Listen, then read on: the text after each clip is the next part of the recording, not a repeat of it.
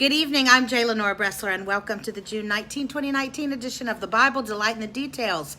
Tristan and I are in Atlanta, Georgia, and that's where we're coming to you live tonight. We are at the Primerica Convention, which kicks off tomorrow, where freedom lives.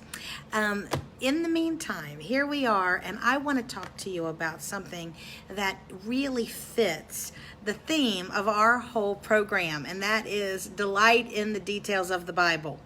You know, the Bible has been translated into so many different languages, and yes, there are still a few people groups around the globe that don't yet have translations of the Bible in their own language, but they are happily few and far between.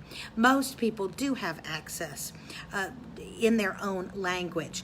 But is there a downside to that glorious advancement? And there is, because so many times in the original languages we lose something. There's a detail.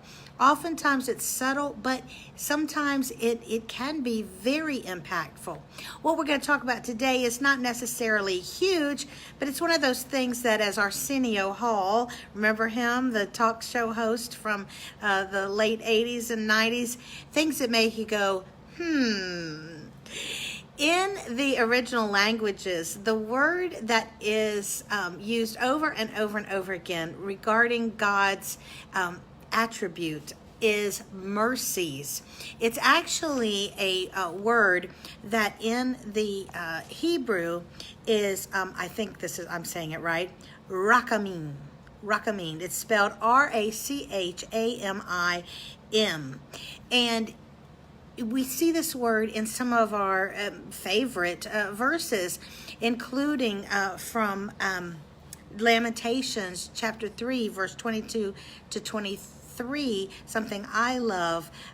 His mercies are fresh or renew every morning. In the original language of this word that is often translated as mercy, we see that in Psalm 136, Lamentations chapter 3, Daniel 9 in verse 9, 2 Corinthians chapter 1, verses 3 and 4.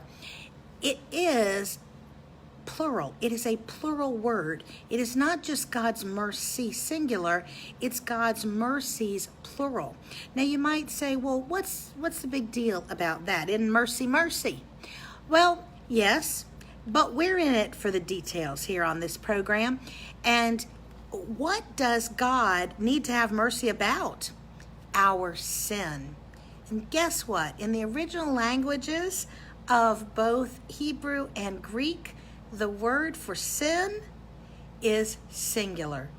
Isn't that an interesting little fact? That God's mercies, plural, will always be greater than our sin, which is a singular word.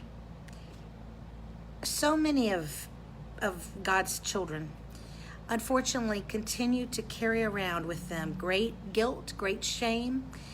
You've heard people say that God may have forgiven me, but I can't forgive myself. And a lot of times, you know, even those of us that have known the Lord a long time, maybe we sometimes struggle, maybe for our own sin, maybe for that of somebody else. And we think, how can God really forgive that person? What they or what we have done is so heinous. It's so bad. It's so against what God is all about. How in the world can God forgive this? It would behoove us, I think, to remember that in those original languages, isn't it interesting that God's mercies are always going to be greater in number than sin? I'm J. Lenore Bressler, reminding you to take delight in the details of the Bible and join me tomorrow for the next edition. Have a great night.